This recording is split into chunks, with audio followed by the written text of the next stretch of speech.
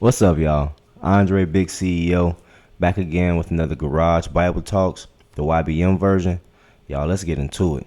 Real word, real talk, for all ears that can hear, from a mouth of a young black man.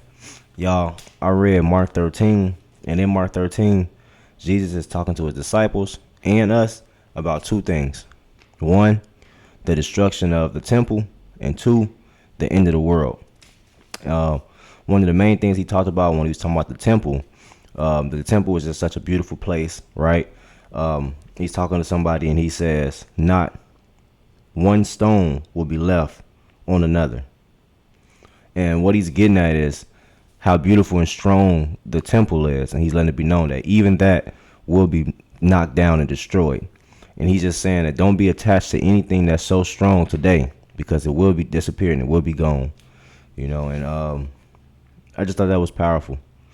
But he lists out a bunch of different signs to watch for, like wars, earthquakes, famines, false teachings.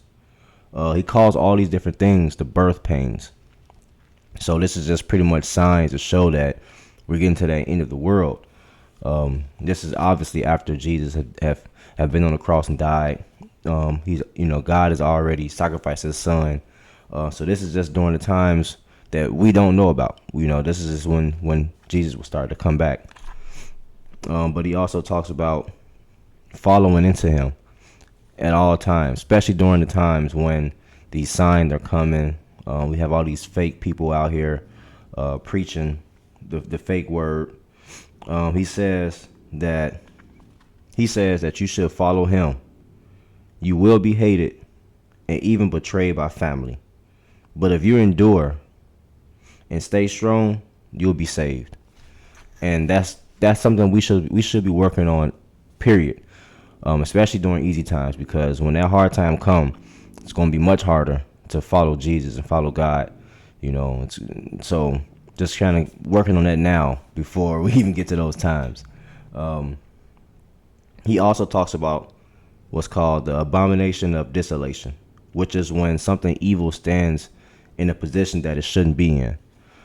So during those times, we're going to have evil standing in position, maybe in God positions. Well, not the actual God, but standing in positions of law, standing in positions of power, acting as if they're godly, but they're going to be evil, standing in that way. And so we have to stay focused, and we can't be tricked and bamboozled by the negativity and the evildoers. Staying in our word, because God isn't a confusing God. He's very simple, he's very direct. So during those tough times, if you're feeling confused or you're feeling doubt, that's not God. God is of faith, and he's of truth and clarity. But after all the madness, Jesus will come very visibly, very powerfully. He's going to come with his angels, and he's going to gather all his people. We don't know this day. Nobody knows. Jesus don't know. Only person that know when this time will happen is God. But the point of this for me is that you're supposed to live every moment, every day as if Jesus will be coming, because we don't know when he's coming.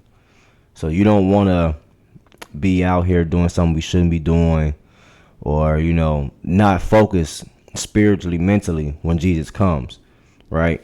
And so this whole Mark 13 isn't to scare us about the end of the world, but it's to wake us up spiritually. Letting us know that it can happen at any moment. And you don't want to be in the dark doing something you shouldn't be doing when Jesus pops up, right? So always make sure we're doing something positive. Always make sure our focus mentally, spiritually is to grow, is to love, is to walk towards God, because you never know when he's coming. And you don't want to be asleep when you should be woke. That's all I got for today, y'all. Peace.